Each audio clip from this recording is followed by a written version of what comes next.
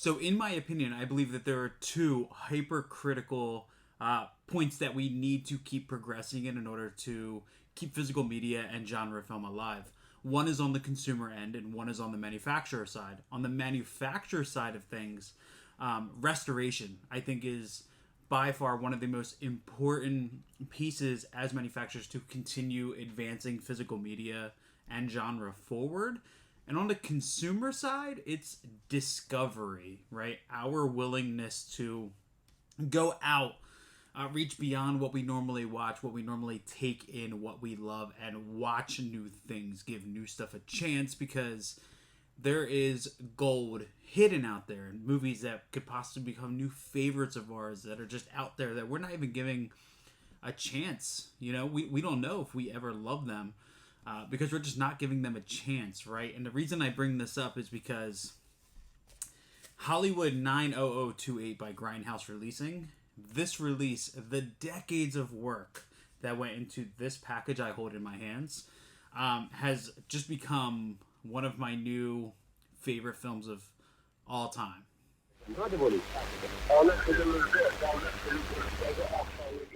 Hey guys, thank you so much for coming back and hanging out today. So today we're talking all about the Grindhouse Releasing release of Hollywood 90028, otherwise known as Twisted Throats, and otherwise known as the Hollywood Hillside Strangler, right? But before we dive into exactly what you're getting in this package, I want to say that in that beginning I was talking about reaching out and trying out new things. When I bought this, I knew nothing of this movie. I didn't even read the plot before I pulled the trigger, right? Because for the last, I'm going to say, maybe around about a year, I've been seeing nothing but praise for this movie. And Grindhouse Releasing, the way their model works is that they believe both in the home media portion of film release and film restoration, but they also believe in the theatrical as well.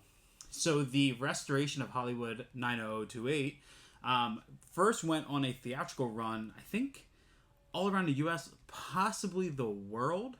They restored this movie, screened it all around, toured this, and many of people got a chance to see this for the first time. A lot of those moviegoers, guys, never even knowing what this movie was or knowing that this movie even existed, right?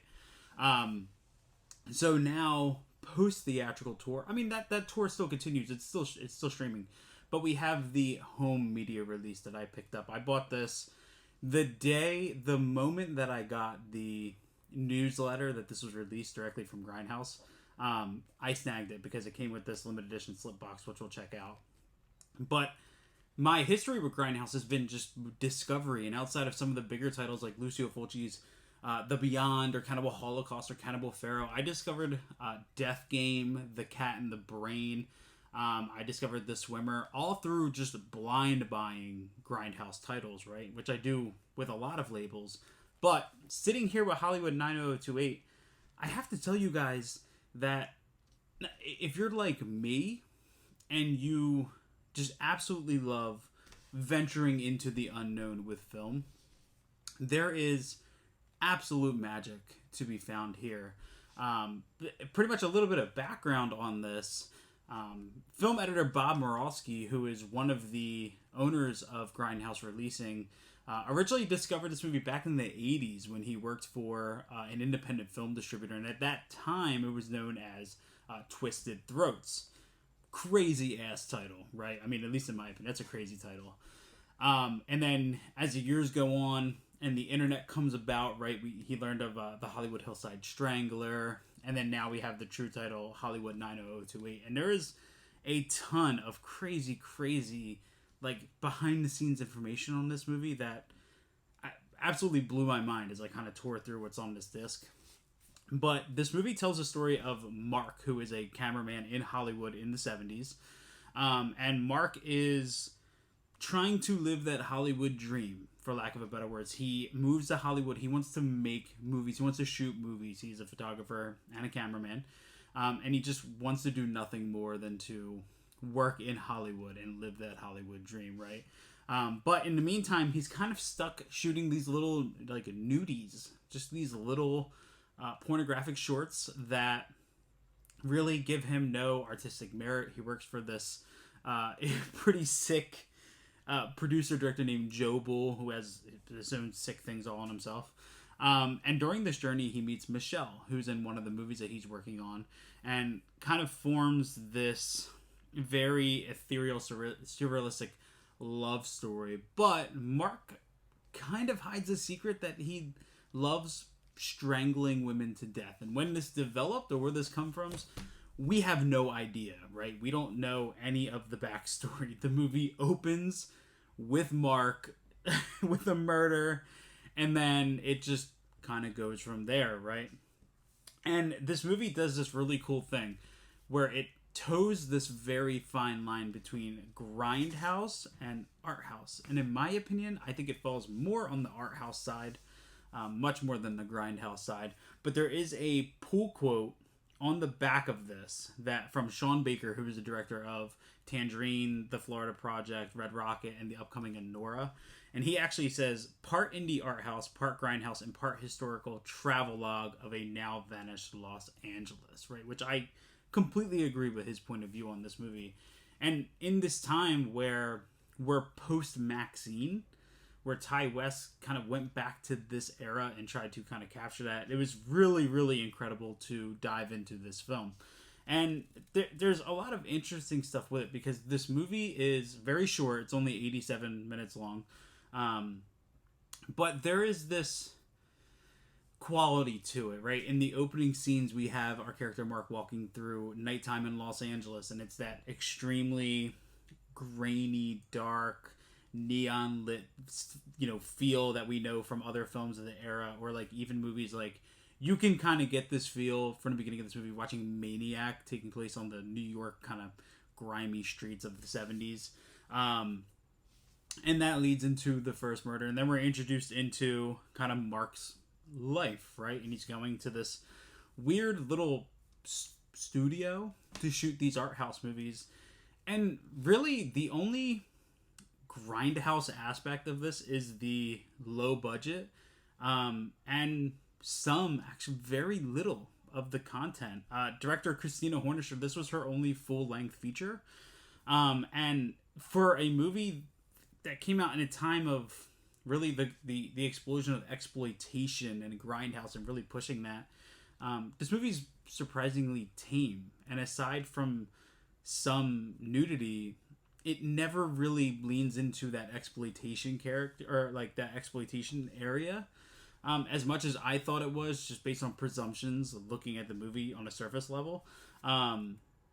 But once Mark meets Michelle, we dive into kind of this story, and there's these beautiful moments where, and I thought it was a creative choice at first, but there's these beautiful moments where our characters are speaking, but it's more of like a narration. They're speaking to each other, but it's more narration style, and we're just watching these beautiful images of them walking over a bridge during a sunset. These beautiful images as these great character stories are being formed through this dialogue. And to me, I was like, man, this is super creative. And I loved every single bit of it. Turns out the movie was shot without dialogue, and it was all ADR. And the most incredible thing about that is the fact that I had no idea. I thought this was specifically a creative choice, and I fell in love with it. And I would still be talking as positively with it if I didn't know the information about the ADR. But it's pretty incredible. And then as the movie goes on, we form these relationships with these characters, right? We attach ourselves to this idea that everybody has a dream that we're chasing, and sometimes the steps to get there are nowhere near as beautiful as when we get there, right? They say the journey is better than the destination, right? But we know for a fact that at this time, there was some really, really, really murky, dirty stuff happening, and that actresses, to get into mainstream or even low-budget cinema, had to go through really disgusting opportunities to kind of grow or make a name for themselves. And we see this, time and time again in cinema. Or we how many directors do we know that we talk about on this channel that started in the adult film industry?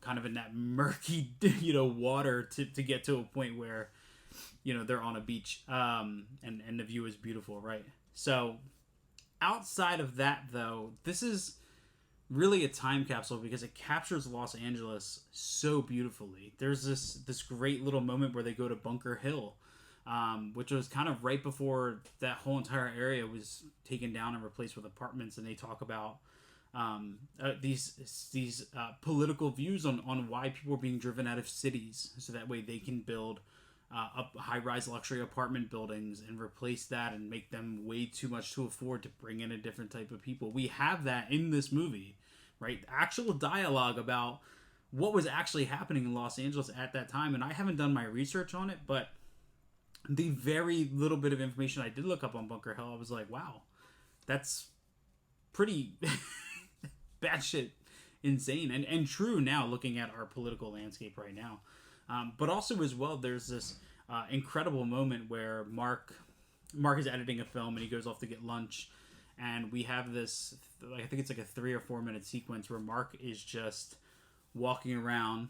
We have music, we have this great score playing around it, and he's just standing in front of these massive art murals, right, that were painted on walls, and it's incredibly beautiful, and it just captures this like incredible presence of a city, right, of a culture, of a time period. And I think that it really, really, really just, this feels like the quintessential Los Angeles tragedy, in my opinion, at least, or of all the movies I've seen taking place in LA at this time. This kind of sums it up super well, right? And talks about the negatives, but also shows that beauty and where what attracts people to this, and then once they're there, kind of the shit they have to go through to then kind of live out that dream that they have, if they ever even get a chance to make it, right?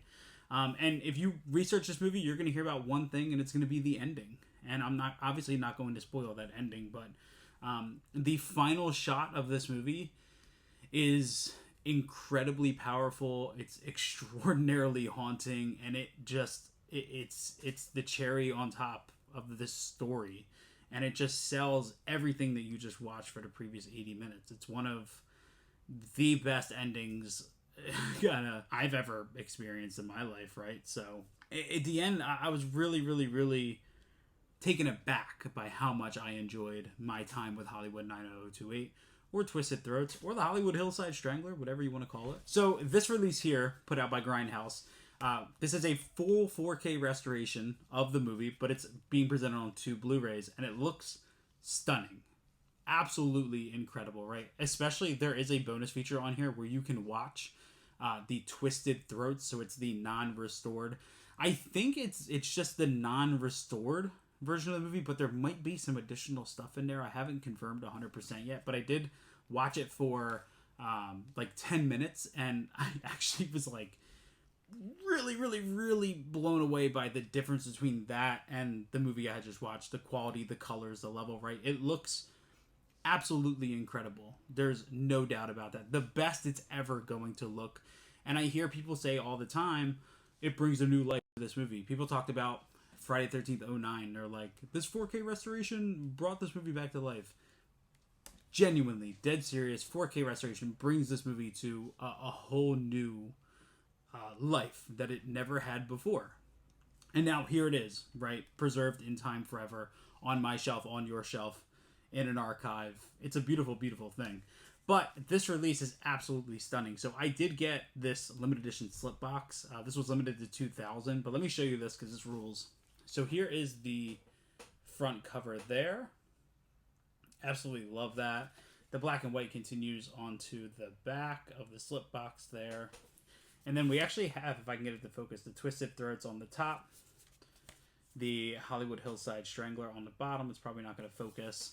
And then we have the Hollywood 90028 on the side. It's not going to focus. There we go. With the Grindhouse logo on the bottom. So from the slip box pops out.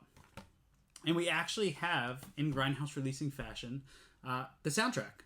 So this is the full soundtrack. This is the front cover of the soundtrack. There's Mark right there. And then on the back with the listing And then inside, we have our disc. So a super cool edition. Grindhouse Releasing kills it with these editions. Any release that gives you a soundtrack, I'm all for. I love. And then you just have your case here. So here is your front art of the new poster created for this release. Here is the back right there. This does have an alternate art on the other side, but I'm going to show it to you in a different way. So there are 2 Blu-ray discs inside of here, and then a booklet as well. So the front of this booklet is the alternate art if you were to spin that around. So there is the booklet and the alternate art. And then we also have our chapter index on the back here. Now, this booklet is an incredible read. I preach all the time, read your booklets. So in here, we actually have a little introduction by Jim Van Beber. He was the director of Deadbeat at Dawn and the Manson Family. And he talks all about how much he loves this movie. And then we have 2 big write-ups in here. One is a massive write-up on Christina Hornisher and sort of the history of this movie. It was actually really tragic. So I think it was... Let's see. So, Christina Hornisher, yeah. So she actually passed away... how long was it? 2 years before the screening of this movie, and she kind of passed away under the radar, just sort of, nobody knows how or why, just not in the spotlight. And then we also have in here an article on Dick Glass, who plays Jobel in the movie, but there's tons of great photos in here. Let me just show you kind of what's going on here. I hope that's focusing. Great write-ups in here. I would say this is probably, there's actually a third one. There was a third one. You're right. Basil, say the name, Palladorus, a musical love letter, and this is all about the music to the movie. Then back here, yeah, we have a final goodbye. Never mind. This is just the end of the write-up by Richard Kraft. This was written by. So great booklet, awesome companion piece, and then we have 2 Blu-ray discs. Let me show you this.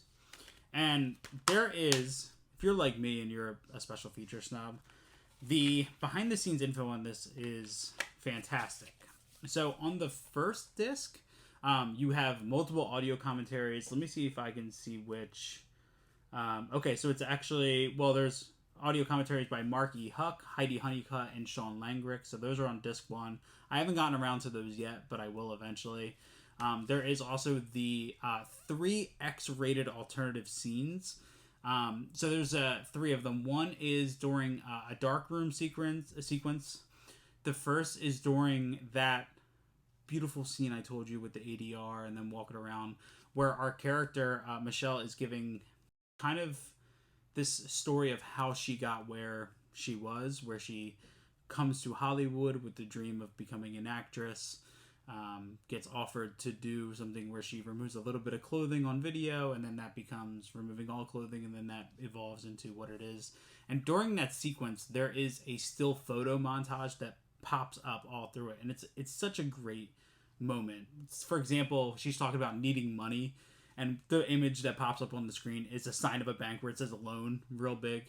And then she talks about one of the first jobs we got, and it flashes to a photo of her on the job, and that continues. So the photos in that scene are alternated, and it's really stylistic, and it makes me wonder kind of why those scenes were changed, because they're really not terribly bad, not to a level of like, for comparison, if you watch Thriller, which is the alternate cut to They Call Her One Eye, where they actually added those triple X inserts in, it's nowhere near that level. And then the third sequence is a lovemaking scene at the end that's really creative. It's shot using broken mirrors.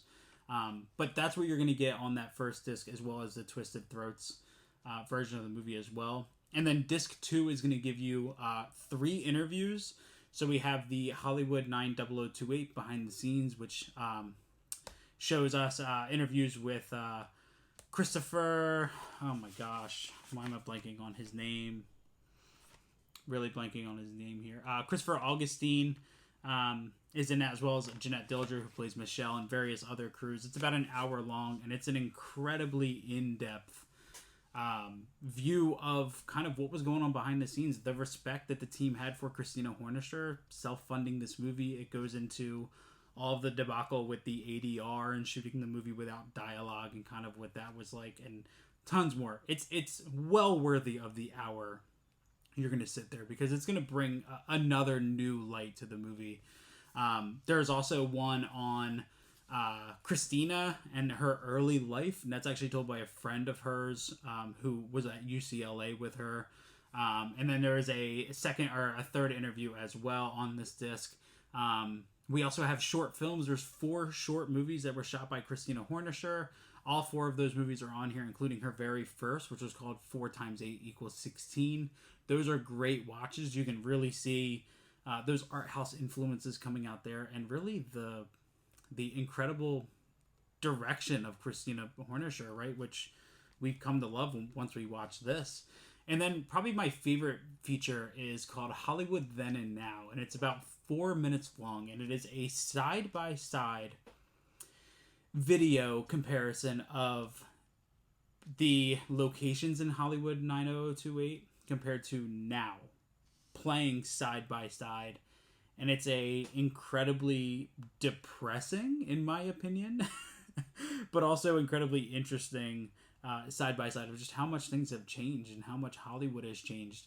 And really, I think a perfect companion to the movie. Like, yeah, the behind the scenes is great, but this really sells a lot of what this movie is talking about and how much has changed and how that Hollywood dream has changed so much. That really kind of solidifies this film as a time capsule, and this release as the perfect release for this movie. So my hats are off to Grindhouse Releasing. I have zero critical anything to say. This release to me is perfect, down to the display, the presentation, the movie, the bonus features. To me, this is how we continue moving forward, right? We uncover, not we, but I'm saying companies continuing to uncover movies like this that kind of fall and be forgotten in film history, right? And with this had never happened, would I ever be here talking about it? Who knows? But guys, I have to tell you, if you are a fan of 70s cinema, a fan of movies that like to kind of travel that line between artsy and dirty and kind of daring and snapshots of a time, this is kind of the perfect experience for you. I went on the Letterboxd after to log this, and I was so excited to see the amount of 5-star reviews for this movie, because I'm just happy that people like me discovered this and then fell in love with it just like I do. So I'll make sure that I link this release down below. I think that this is absolutely worth a pickup, and I'm going to tell you now, give this movie a shot, because I think even if you're not a fan of this era or this genre, at least give it a look, because the appearance of what we're getting here and the actual movie itself are very different, but not in a way that this is like misrepresenting the film. And I know that statement doesn't do a really good job of convincing you, but just listen to me and give it a shot. I think you're going to love it. And then you need to go over on Instagram to Beardedfilmguy. Shoot me a message. Let me know what you thought. Give it a chance. Because like I said, Grindhouse Releasing did incredible work with this, which is one of the most important aspects. And then we need to do our job and give this a chance and fall in love with it and spread the word and continue talking about movies like this. So Hollywood 90028 gets the highest of recommendations from me. Check it out. Give it a buy.